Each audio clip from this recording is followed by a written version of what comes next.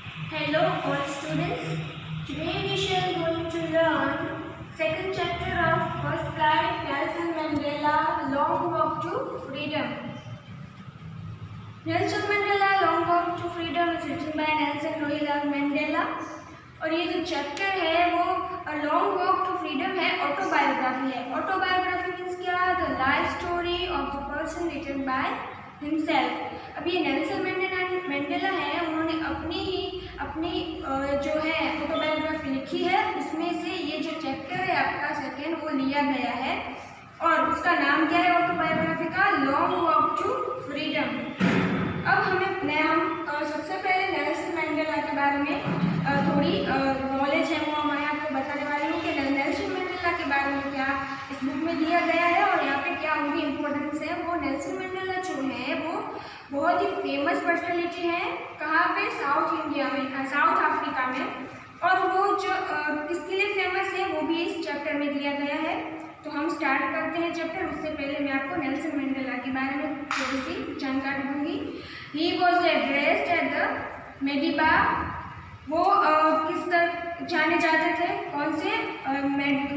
मेडिबा के नाम से जाने जाते थे। तो उनका एक क्लेम नेम था। वो बिलोंग करते थे होंग रॉयल फैमिली को वो बिलोंग करते थे और he was first president of south Africa in 1994।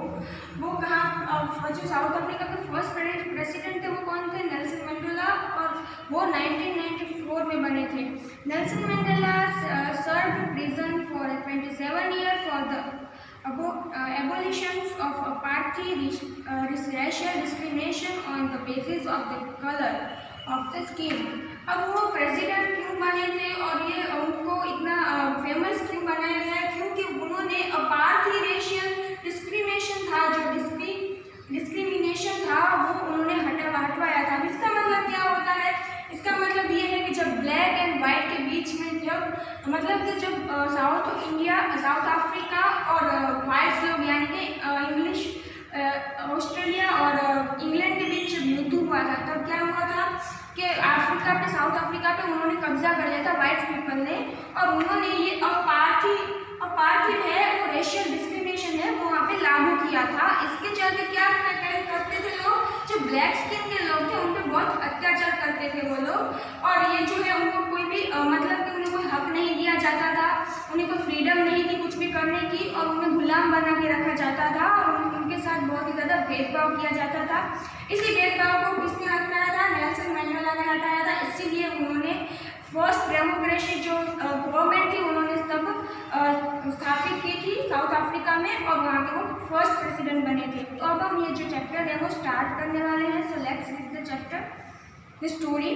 10th May, sounded bright and clear. For the past few days I have been pleasantly besieged by dignitaries and world leaders who were coming to pay their respect before the inauguration. The inauguration would be the largest gathering ever of international leaders on South African soil. अब यहाँ पे क्या कहा है first paragraph में ये कहा गया है कि जो डे था कौन सा? 10th May 1994, 20th सेंचुरी का जो लास्ट डिकेड था तब की बात है। और डे कौन सा था? 10th May था। तब क्या होता है? वो अगर दिन ब्राइट एंड क्लियर होता है और वहाँ पे जो सब लीडर्स थे और नेल्सन मंडेला का और कहते हैं कि वो उस दिन ओथ लेने वाले थे और उस दिन गवर्नमेंट की उन्होंने स्थापना की थी, स्थापित किया था अपना गवर्नमेंट उस दिन पे और ओथ लेने वाले थे वो कहते हैं कि इस दिन पर for the past few days I had been pleasantly busied by dignitaries and world leader who were coming there. वहाँ पे कितने सारे लोग आए थे। विशिष्ट बाय का मतलब क्या होगा यहाँ पे? टू बी सराउंडेड और क्लोज्डली बाय। अब यहाँ पे कहते हैं वो कि जो इस दिन थे वहाँ पे बड़े दूसरे देशों के भी लीडर्स आए हुए थे। क्यों आए हुए थे? क्योंकि यहाँ पे नेल्सन मंडेला उस दिन ओथ लेने वाले थे अब साउथ अफ्रीका में और वो फर्स्ट प्रेसिडेंट एज चुने गए थे वहाँ पे। और ये फर्स्ट डेमोक्रेसी गवर्नमेंट थी यानी कि लोगों के द्वारा चुना गया और लोगों के लिए ही चुनी गई गवर्नमेंट थी और पर्सन भी उन्होंने ही चुना था। और वहाँ पे जीत हुई थी किसके खिलाफ? पार्टी के खिलाफ उन्होंने जीत सेलिब्रेट की थी इस दिन पे। वहाँ पे जो लीडर थे वो आए थे, क्योंकि वो जो पहले जो ये जब लागू हुआ था पार्टी, तो ये सब लीडर्स थे और वहाँ के जो कंट्रीज थे बाकी के जो साउथ अफ्रीका के और वहाँ के जो अलग अलग कंट्रीज थे, उन्होंने साउथ अफ्रीका से रिश्ता है वो तोड़ लिया था। मतलब उन्होंने अपने सारे रिलेशन थे वो ख़त्म कर दिए थे इस कंट्री से। पर अब जब सब ठीक हो गया है तो फिर से वो सब लोग साउथ अफ्रीका से अपना जो मतलब रिलेशन है वो फिर से बढ़ाने वाले हैं। तो यहाँ पे वही बात की गई है कि बहुत बड़े बड़े लीडर्स वहाँ पे आए थे इस गैदरिंग में। अफ्रीका की जो सॉइल थी वहाँ पे फिर से एक बार जो लीडर्स हैं वो सब मिले थे बड़े बड़े कंट्रीज के। नेक्स्ट पैराग्राफ में क्या कहते हैं, the ceremonies took place in the लॉन्गली sandstone amphitheatre formed by the Union Building in Pretoria। अब यहाँ पे जो एम्फीथिएटर है मतलब क्या होगा, amphitheatre means open theatre, means के जिसपे a building without a roof with many rows seats raising a steps typing typical of ancient Greece and Rome। वहाँ पे जो रोम और ग्रीस होते हैं वहाँ पे कैसे एम्फीथिएटर होते हैं जो खुले होते हैं जिसपे रूफ नहीं होती है पर सीट सारी रखी हुई होती है और वहाँ पे जो थिएटर के जैसा बनाया गया होता है वैसा ही बिल्डिंग होती है एक, formed by union building in Pretoria. Pretoria में जो ये है बिल्डिंग थी फॉर डिकेड। डिकेड का क्या मतलब होगा, decade means a term of 10 year. जो 10 ईयर का जो टाइम पीरियड होता है उसे हम डिकेड्स कहते हैं। For this decades been a seat of a white supremacy. अब यहाँ पे वाइट सुप्रीमेसी क्या रिफर करता है, जो वाइट पीपल थे जब उनकी जो मीन्स कि वहाँ पे कब्जा किया हुआ था, जब उनकी चलती थी तो बीच में जो प्रिटोरिया है वहाँ पे सिर्फ यही दिखते थे और इस बिल्डिंग में भी सिर्फ उन्हें ही आने का हक था, ब्लैक पीपल को आने का हक नहीं था।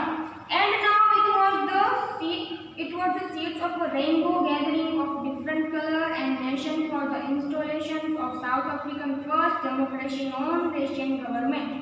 अब यहाँ पे क्या कहा है, ये कहा है कि जो ये वाइट पीपल और ब्लैक पीपल का जो बीच में भेदभाव किया जाता था और डेमोक्रेसी थी वो जीत चुकी थी और ये खत्म हो चुका था भेदभाव। तो यहाँ पे 7 कलर्स ऑफ रेनबो जैसे होते हैं 7 कलर्स, वैसे ये डिफरेंट टाइप के लोग यहाँ पे इकट्ठा हुए थे, गैदरिंग हुए थे यहाँ पे। और नेल्सन मंडेला उनको किसके साथ कंपेयर करते हैं, 7 कलर्स ऑफ रेनबो के साथ, क्योंकि अब यहाँ पे जो व्हाइट है ब्लैक ऐसे कलर नहीं थे, बहुत सारे लोग आए थे और डिफरेंट कलर के मीन्स के डिफरेंट ब्लैक वाइट सब तरह के लोग एक साथ वहाँ पे इकट्ठा हुए थे, तो उन्हें वो 7 कलर के साथ कंपेयर करते हैं। आगे वो क्या कहते हैं, on that lonely autumn day I was accompanied by my daughter Chenani को उनकी डॉक्टर का नाम है। और यहाँ पे उन्होंने ऑटम क्यों कहा है, क्योंकि डे तो क्या है, 10 में मतलब क्या होता है, इंडिया में तो समर होता है पर वो साउथ अफ्रीका में वहाँ पे इस टाइम पीरियड पे क्या होता है, विंटर होती है, इसलिए उन्होंने ऑटमन कहा है। अब यहाँ पे ऑटम के दिन है और वो जो डे था वो ब्राइट एंड क्लियर था और वो वहाँ पे अपनी डॉटर के साथ आए थे जिसका नाम था जेनानी और वो वहाँ पे खड़े थे जब वहाँ पे ओथ लेने वाले थे। ऑन द पोडियम का मतलब क्या होगा, स्टेज, वो स्टेज पे खड़े थे और फिर से वहाँ पे 2 फर्स्ट और सेकंड जो प्रेसिडेंट थे उन्होंने पहले ओथ ली, उनका नाम क्या है mister D Led and was first scored in the second deputy president. Then Thabo Mbeki was scored in the first deputy president। उन दोनों ने जब अपनी ओथ ले ली उसके बाद किसका टर्न आया, when it was my turn, जब नेल्सन मंडेला का टर्न आया तब उन्होंने क्या कहा, I pledge to be obey and uphold the constitution and devote myself to the well-being of a republic and its people, to the assembly guests and watching word I said. उन्होंने अपनी जो बात है वो शुरू किससे की, उन्होंने कहा कि मैं कॉन्स्टिट्यूशन है मीन्स के सेट ऑफ रूल्स होता है किसी भी गवर्नमेंट का उसको ही फॉलो करूँगा और जो हमारी डेमोक्रेसी की जो अभी हमने गवर्नमेंट शुरू की है वो कभी भी एंड नहीं होगी। और मैं अपने जो पीपल्स हैं यहाँ पे साउथ अफ्रीका पे अफ्रीका के हैं यहाँ पे जो गवर्नमेंट है उसको पूरी तरह से अपनी जो सेल्फ है उसको मैं ओबे करूँगा, उसके लिए काम करूँगा। और वो क्या बाद में वो क्या बोलते हैं सबको देखते हुए गेस्ट को, today all of us to by our presence here confer glory and hope to neighbour liberty. अब यहाँ पे वो कहते हैं कॉम्फर का मतलब क्या होगा, confer means a front of god here और गिव। वो कहते हैं कि यहाँ पे जो आज का दिन है और हम सब इस दिन के जो साक्षी बनते हैं कि यहाँ पे जो लिबर्टी है, आज़ादी है जो हमें मिली है, हमें उसे ऐसे ही बरकरार रखना है। Out of the experience of an extraordinary human disaster that lasted too long must be born a society of which all humanity will be proud. वो कहते हैं कि आज़ादी हमें ऐसे ही नहीं मिली है, इस आज़ादी के लिए हमें काफ़ी लॉन्ग पीरियड जो है वो डिजास्टर मीन्स कि उनको काफ़ी सारा सहना पड़ा है। इस एक्सपीरियंस बहुत ज़्यादा टाइम का था, बहुत डिटेल चले गए हैं ये हमें आज़ादी मिलने में। और इस जो ये हमें अभी ह्यूमैनिटी की जो सोसाइटी मिली है और हम जो अभी मिली है उसे हम ऐसे ही रहने देंगे। हम बहुत अच्छा बिहेव करने वाले हैं आगे जाके और हम पूरी ह्यूमैनिटी है उसको हम उन सबको हम पे प्राउड होगा इस बात से। We who were outlaws not so long ago have today been given the rare privilege to be host to the nation of the world on our own soil. We thank all of our distinguished international guests for having come to take possession with the people of our country of what is a fact after all the common victory for justice, for peace, for human dignity. अब यहाँ पे दूसरे paragraph में क्या बोला है Nelson Mandela ने, वो कहते हैं कि जो आउटलॉज मीन्स ब्रेक जो रिलेशनशिप जो ब्रेक कर लेते हैं या फिर दूर हमसे because of its policy of apartheid.